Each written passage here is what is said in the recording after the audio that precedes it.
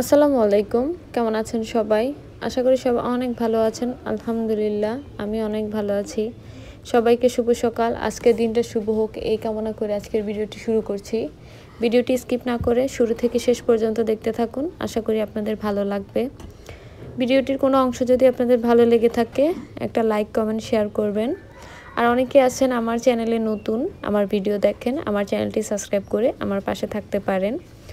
আজকের ভিডিওটা শুরু করছি সকাল থেকেই। এখন হচ্ছে বাজে সকাল 9টা।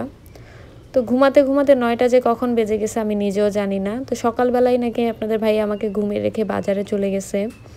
ঘরে যেহেতু কোনো বাজার নাই, সে হচ্ছে আমাকে নাকি ঘুমে ডাক দিছিল, আমি শুনি নাই। যাই হোক, উনি হচ্ছে বাজার এনে 9টা বাজে আমাকে ডাক দিতেছে যে বাজার নিয়ে আসছে রান্না করার জন্য। তারপর আমি হচ্ছে উঠেই একটু বাসি কাজ ছিল করে নিছি, বিছানা গুছাইছি। তারপর ঘর দুয়ার একটু ঝাড়ু দিছি, বাহিরে একটু আমার যেহেতু উঠানটা একটু চিপা ওইটাও ঝাড়ু দিয়ে নিয়েছি। এখনও বাসি প্লেট বাটি পড়ে আছে, এগুলো ধুই নেই। ভাবলাম আগে হচ্ছে বাজারগুলো নামিয়ে ফেলি। এদিকে হচ্ছে আমি বাজারগুলোও খুলে দেখতেছি যে কি কি বাজার নিয়ে আসছে। এখানে হচ্ছে সে যে কোনো বাজার আনুক বা না আনুক তার কাঁচকলা আনতে হবে। এদিকে দেখি শুধু ক্লোজ আপ আনছে। আমার হচ্ছে শ্যাম্পু শেষ হয়ে গেছে, শ্যাম্পু, ফেস ওয়াশ, ক্রিম। তো ওইগুলো আনে নাই, বলছে ওইগুলো এক সপ্তাহ পরে এনে দিবে, টাকার একটু সমস্যা আছে। তো যেগুলো হচ্ছে মানে অতিরিক্ত প্রয়োজন ওইগুলাই নিয়ে আসছে। একটা ক্লোজ আপ হচ্ছে আমার আনলে বড় দেখেই 4 থেকে 5 মাস যায়, যেহেতু আমি একাই ব্যবহার করি। উনি হচ্ছে নিম গাছের ঢাল দিয়ে মেসওয়াক করে, যার জন্য আমার 5 মাস 4 মাস চলে যায় একটা ক্লোজ আপ। তো আগে একটা হচ্ছে সেন্সুডেন্ট নাকি কি একটা আনছিল, ওইটা ভালো ছিল না। তো এটা কোনো রকম হচ্ছে 4-5 মাস ব্যবহার করছি। তো এইবারে বলছি যে একটা আর কিছু আনো বা না আনো, আমার জন্য একটা ক্লোজ আপ নিয়ে এসো। এই যে এখন হচ্ছে বাজার নিয়ে আসছে সে কাঁকরোল, ভেন্ডি আর হচ্ছে কাঁচকলা। উনি হচ্ছে কাঁকরোল রান্না খাবে না, ওনাকে কাঁকরোল ভাজি করে দিলে খাবে। আর হচ্ছে ঢেঁড়স ভাজি করলে খাবে না, ঢেঁড়স রান্না করে দিলে খাবে। মানে ওনাকে নিয়ে আসি একটা যন্ত্রণায়। তারপরে যে 4টা কাঁচকলা আনছে, কাঁচকলার নাকি অনেক দাম। তো 2টা আমি রাখছি রান্না করার জন্য, 2টা ফ্রিজে রেখে দিছি। বাজারগুলো এক সাইডে রেখে হচ্ছে চলে আসছি মাছ কাটতে। মাছটা হচ্ছে আমি আগে ডুমুর পাতা দিয়ে ডলে পরিষ্কার করে নিছি। তো এই মাছটা হচ্ছে আমি মানে পাতা দিয়ে ডলা ছাড়া খাইতে পারি না, যেহেতু কালো কালো একটা শ্যাওলা থাকে। আর মাছটা আমার চেয়ে মানে আমার হাতের চেয়ে সাইজে একটু বড় হয়ে গেছে, যার জন্য কাটতে আমার একটু অসুবিধা হইতেছিল। বড় মাছ, আমার হাতগুলা যেহেতু ছোট ছোট। আর বিশেষ করে আমি ওনাকে বলছিলাম চিংড়ি মাছ আনতে, চিংড়ি মাছের নাকি অনেক দাম, যার জন্য আনে নাই। আর অন্য কোনো মাছ আনলে, কাটা মাছ আমি তো খাইতে পারি না, যার জন্য এটাই নিয়ে আসছে। আগে হচ্ছে উনি পাঙ্গাস মাছ খাইতো না, কিন্তু আছে না যে বলে না যে অভাবে পড়লে মানুষ অনেক কিছু করতে বাধ্য হয়, ওইরকম একটা কথার মতো হয়েছে আর কি। তো যাই হোক, অনেকে আমাকে এখন অনেক কথা বলবে যে আপু আপনি হচ্ছে পাঙ্গাস মাছ খান। আরে ভাই, পাঙ্গাস মাছ কি খাবার জিনিস না? এটা কি হারাম কিছু বা হালাল? এটা তো হালালি, খাওয়াই তো যায় না।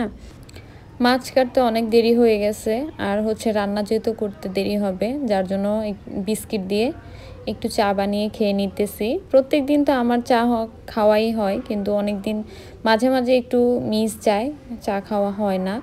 তো এই যে আমি চাটা খেয়ে আসলাম, এসেই হচ্ছে তরকারি বসিয়ে দিছি। তরকারিগুলো কেটে কুটে হচ্ছে ধুয়ে বসিয়ে দিছি।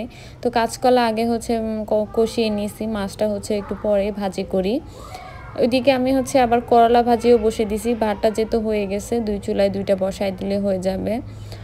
অনেক গরম, এই গরমে চুলার পাড়ে বসে থাকতেও ভালো লাগে না। আর একে তো হচ্ছে গ্রাম হলেও আমি গ্যাসে রান্না করি, লার্কিতে রান্না করি না, ওইটা হচ্ছে বড় মানে একটা কথা।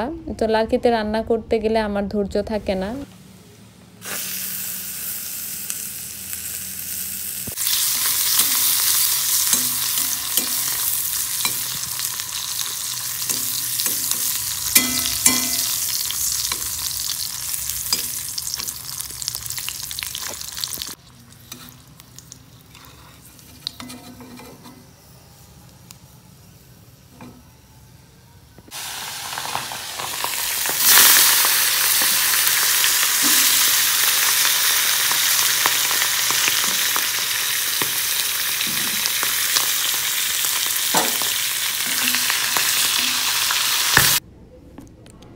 এই প্রথমবার আমি হচ্ছে পাঙ্গাস মাছের পেটে ডিম দেখলাম। অন্যান্য সময় পাঙ্গাস মাছের পেটের ভিতরে কেমন জানি ফুলের মতো একটা থাকে, তো আমি সবসময় ওইটাকেই ডিম ভাবতাম, কিন্তু না, এখন দেখি পাঙ্গাস মাছের সেম ওই যে আমাদের জাতীয় যে মাছগুলো আছে, রুই মাছ, কাতল মাছ, ওইগুলোর মতোই ডিম হয়।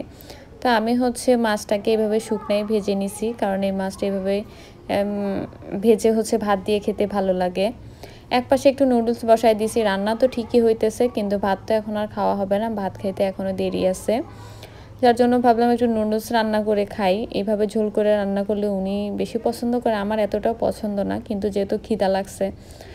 এদিকে হচ্ছে রান্নাবান্না শেষ করে আমি হচ্ছে ঘরে আসলাম। এসে যখন তরকারি ফ্রিজে রাখতে যাব, দেখি সবগুলা খালি বোতল ফ্রিজের ভিতরে। মানে ওনার একটা অভ্যাস, পানি খেয়ে শেষ করে বোতলটাকে হচ্ছে বাহিরে রেখে দেয় না, সে হচ্ছে ফ্রিজের ভিতরেই রেখে দেয়।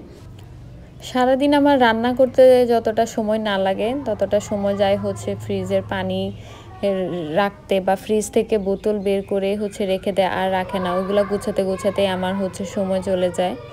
তো এখানে হচ্ছে একটু কাঁঠাল আছে ফ্রিজে, আজকে দুপুরে খেয়ে ফেলবো। কাঁঠালগুলো আজকে অনেক দিন হয়েছে ফ্রিজে রেখে দিছি। এই যে একটা বোতলে শুধু বড় আছে, আর হচ্ছে কতগুলা বোতল বের করতেছে শুধু খালি বোতল। এটা কোনো কথা? ফ্রিজের মধ্যে খালি বোতল রেখে দেয়। তো দুপুরে হচ্ছে গোসল করে আমি একটু শুয়েছিলাম, শুয়ে থাকতে থাকতে দেখি ঘুম চলে আসছে, আর ঘুম থেকে উঠেই দেখি 3টা বাজে।